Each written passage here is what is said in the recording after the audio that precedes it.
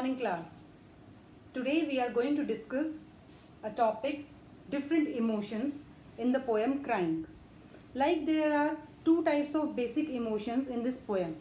First, when the poem started, then the poet said, when you are crying, you should cry a lot, you should not cry a little.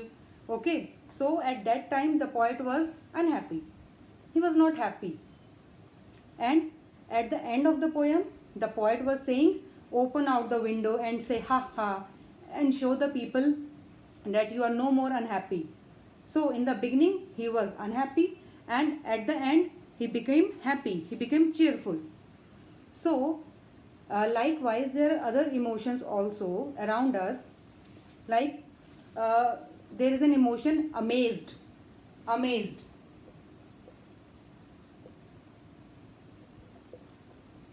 When you see something, amazed is nothing but surprise. When you get surprise, okay. But surprise भी बहुत सारे sense में हो सकता है. Sometimes you get surprise with happiness, sometimes you get surprise with unhappiness. ठीक है. सो amazed is an emotion in which you get surprise with happiness. आप खुशी के साथ सरप्राइज हो रहे हैं. So that is amazed. Surprise plus happiness. Like three children went to see the Taj Mahal, okay, and when they saw Taj Mahal, they become amazed. Wow, what a beautiful Taj Mahal, how beautiful it is. तो वो surprise हो गए कि कितना सुंदर है ये ताजमहल, इतना सुंदर कैसे हो सकता है. ठीक है. सो दे गॉट अमेज्ड. ठीक है ना. Second is shocked. शॉक, झटका, इलेक्ट्रिसिटी वाला शॉक नहीं, इमोशन वाला shock. Shocked is also surprise, a kind of surprise, but not with happiness, but with unhappiness.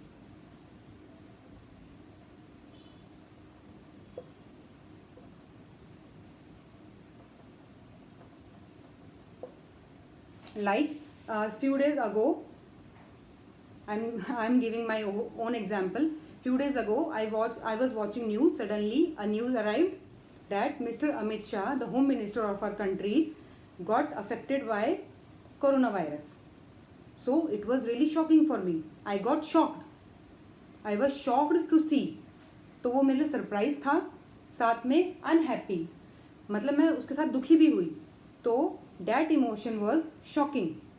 सो जब आप सरप्राइज होते हैं लेकिन एक दुख के साथ, तो वो होता है शॉक. ठीक है. Next one is worried.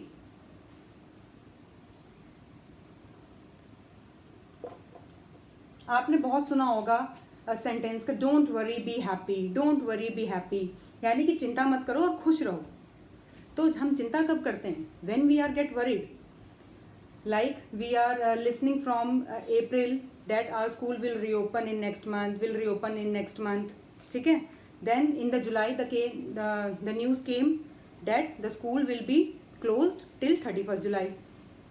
Then on August the news came, then till 31st August the school will be closed.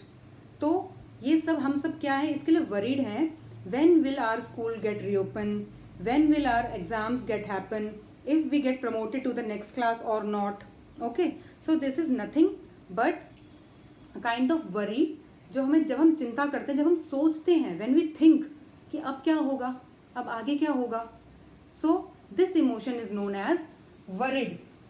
When you are thinking something, and you, as well as you are sad also, when you are thinking and sad.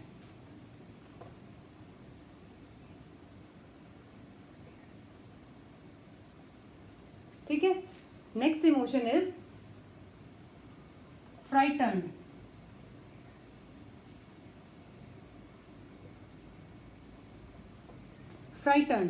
Frightened is like you are sitting in a room and suddenly the light went off. Light हो गई of. दिखाऊं अभी? So when the light went off, how will I react? I will get frightened. मैं एकदम से डर जाऊंगी कि ओह ये क्या हो गया. Now what I have to do, अब मैं क्या करूँ, ठीक है. So this is a kind of example, like you are sitting in a room and suddenly the light went off, then how will you feel, you will feel frightened. Okay, so frightened is when you are scared, जब आप डरे हुए हैं. ये word use हुआ था हमारे Robinson Crusoe chapter में भी, when Robinson Crusoe saw the footprints and he became frightened. So frightened is nothing but scared. Okay, next emotion is angry. You are watching TV and you forgot to complete your work, to complete your assignment. Then your mother came and she asked you, did you complete your homework? And you said, oh, I forgot. Then how will your mother react? She will become angry. वो angry हो जाएंगे, यानी वो गुस्सा हो जाएंगी कि क्या तुम टीवी देख रहे हो and you forgot to do your assignment? How careless you are. How can you do this? ठीक है. So angry कोई भी हो सकता है when जब हम जो चाहते हैं वो हमें नहीं मिलता, या जैसा हम एक्सपेक्ट कर रहे हैं वैसा नहीं हुआ, तो हम एंग्री हो जाते हैं, गुस्सा हो जाते हैं कि ऐसा नहीं होना चाहिए था. ठीक है. So angry is also kind of negative emotion. जब हम गुस्सा हो रहे हैं तो वो पॉजिटिव तो नहीं है, वो नेगेटिव ही है. 6th is unhappy. Unhappy is a shorter form of angry. Angry एक हायर वर्जन है. जब हम एंग्री में भी हम अनहैप्पी होते हैं, लेकिन बहुत ज़्यादा. ठीक है. और अनहैप्पी में अनहैप्पी है लेकिन वो एंग्री से थोड़ा कम होता है. ठीक है.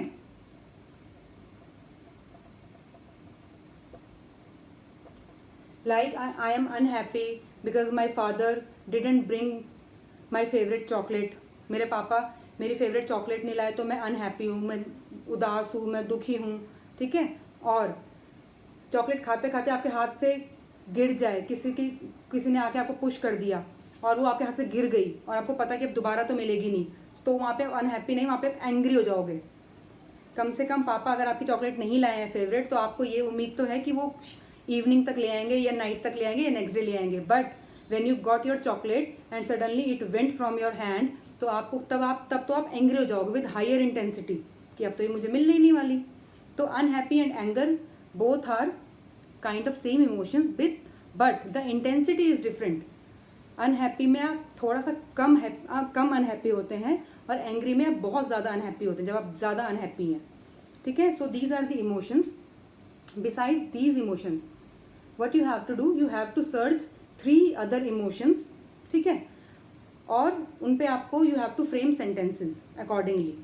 Next what you have to do, you have to solve your assignment given on page number 62.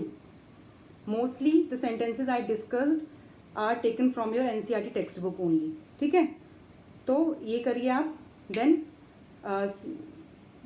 in the next class I will come with a different topic. Okay. See this video carefully and understand these emotions and do your assignment on time. Okay. Take care and stay home, stay safe.